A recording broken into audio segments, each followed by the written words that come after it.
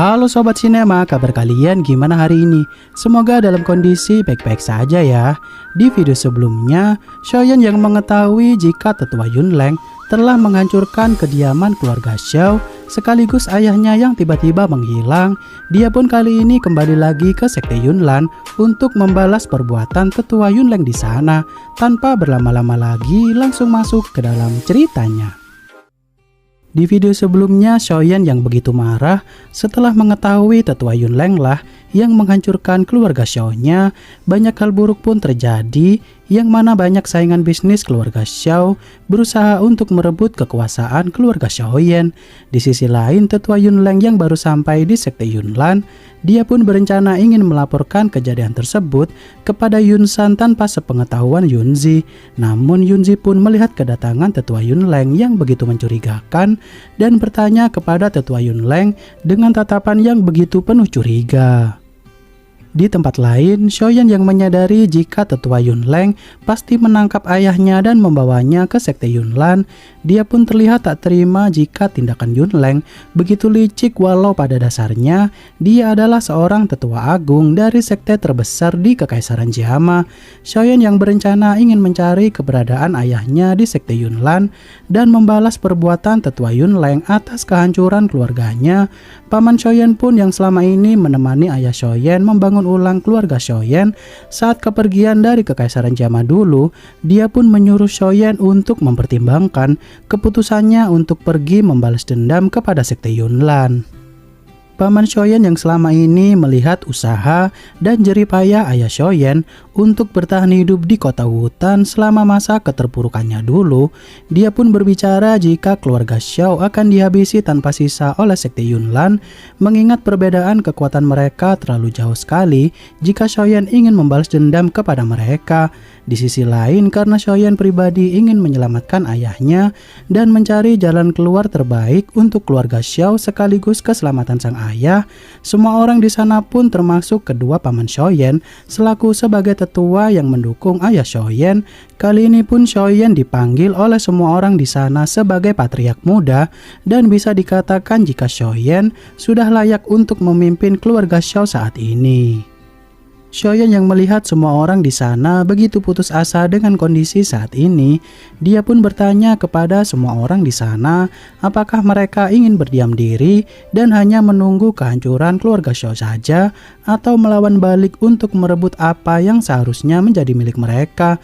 Sepertinya Medusa pun melihat Xiaoyan sama seperti dirinya, yang mana Xiaoyan ingin mengembalikan kehormatan keluarganya dan Medusa ingin mengembalikan bangsa manusia ular kembali ke tempat asal mereka, yakni Kekaisaran Jiama seperti dulu kala. Semua orang yang setuju dengan Xiaoyan untuk maju dan merebut kembali apa yang menjadi milik mereka. Xiaoyan pun membuat sebuah rencana di mana mereka akan berpencar untuk membagi tugas dan akan berkumpul di kota Gurun Batu, tempat di mana kedua kakak Xiaoyan berada, yang mana di tempat tersebut Sekte Yunlan tidak akan mengetahui keberadaan keluarga Xiao. Jika Sekte Yunlan ingin balas dendam saat Xiaoyan mencari keberadaan ayahnya dan akan membalas perbuatan tetua Yunleng nantinya. Keluarga Xiao yang selama ini selalu ditindas oleh keluarga Aobapa, Xiaoyan pun kali ini menyerang keluarga Aobapa dan merebut kembali bahan-bahan pokok untuk persediaan menuju kota Gurun Batu berada. Tak hanya itu saja, Xiaoyan juga meminta rumah lelang di sana untuk merahasiakan keluarga Xiao, mengingat Xiaoyan kenal betul dengan Hai Bodong dan Yafei yang berasal dari rumah lelang keluarga Miter. Setelah rencana Xiaoyan telah berhasil dilaksanakan, kini tibalah saatnya Xiaoyan untuk pergi seorang diri mencari keberadaan sang ayah di Sekte Yunlan. Namun semua orang di sana pun memberikan hormat kepada Xiaoyan dan berharap semoga Xiaoyan kembali dengan selamat.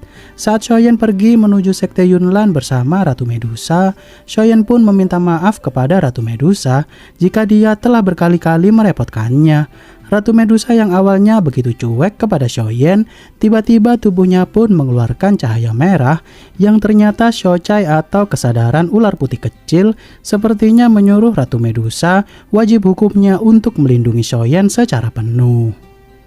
Bodong yang merasakan Doji Xiaoyan yang bergerak cepat menuju sekte Yunlan, dia pun segera pergi untuk memeriksanya. Ternyata tak hanya Bodong saja, Jia Xingtian dan yang lainnya pun merasakan kedatangan Xiaoyan. Di sisi lain, tetua Yunleng yang disidang oleh Yunzi bersama Yunshan di sana, Yunzi pun terlihat begitu marah kepada tetua Yunleng karena tindakannya telah salah jika dirinya tiba-tiba menyandra ayah Xiaoyan karena pertikaian sebelumnya. Namun tetua Yunleng berbicara jika identitasnya tidak akan terbongkar karena mereka telah menyamar menjadi pria misterius kemarin. Saat mereka berdebat antara benar atau tidaknya tindakan tetua Yunleng kali ini, Xiaoyan pun akhirnya datang dan memanggil nama tetua Yunleng dengan begitu kerasnya tanpa ada rasa takut sedikit pun di sana.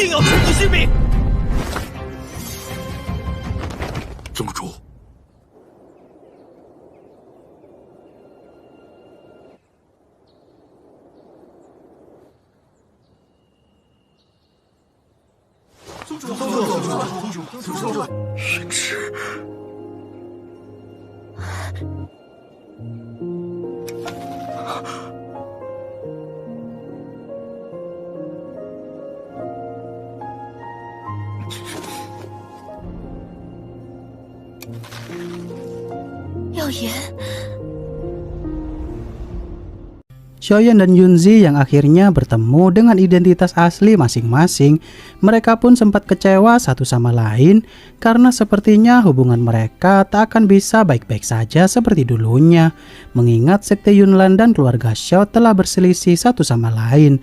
Saat Yunshan bertanya apakah Yunzi mengenal Xiaoyan di sana, seketika Yunzi pun menceritakan jika dirinya pernah ditolong oleh Xiaoyan walaupun mereka belum kenal satu sama lain, dan akhirnya menjadi akrab setelah beberapa kali bertemu.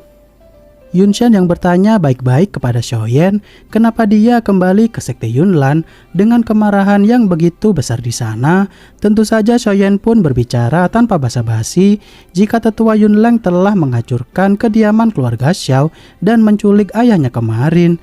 Namun Yunzi pun seketika terkejut dan meminta penjelasan kepada tetua Yunleng kenapa dia tadi hanya berbicara jika dirinya hanya merusak beberapa bangunan saja, tapi pada kenyataannya dia hampir menghancurkan seluruh bangunan rumah keluarga Xiao. Yunshan yang mengerti kemarahan Xiaoyan terhadap tetua Yunleng sepertinya sudah tak terbendung lagi. Dia pun berjanji akan memberikan uang ganti rugi secara penuh kepada keluarga Xiao untuk membangun ulang keluarga Xiaoyan. Namun apa daya karena Xiaoyan sudah muak dengan seluruh perilaku sekte Yunlan terhadap keluarganya itu, Xiaoyan pun berencana untuk mengerahkan seluruh kekuatannya di sana dan menyerang mereka.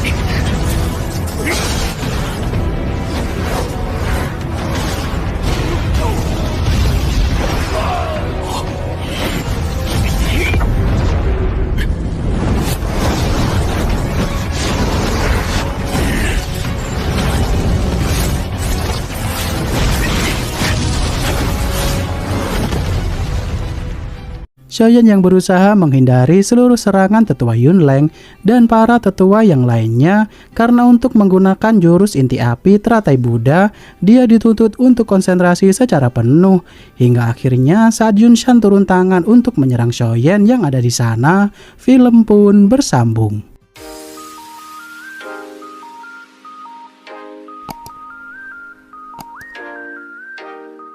Cukup sekian di episode kali ini, dan untuk kelanjutannya nanti kita bahas secara lengkap di part selanjutnya ya.